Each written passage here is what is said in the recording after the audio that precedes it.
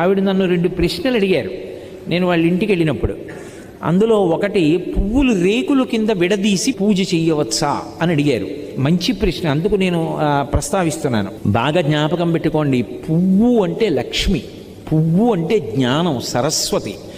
పువ్వు అంత కోమలమైనది, పువ్వంత పరిమళంతో కూడుకున్నది, పువ్వంత మంగళప్రదమైన వస్తువు లోకంలో లేదు.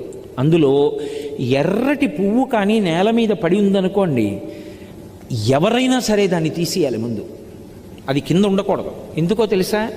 ఎర్ర పువ్వు కింద పడి సువాసిని కానీ ఎవ్వరూ తొక్కకూడదు, సువాసిని ప్రత్యేకించి తొక్కకూడదు.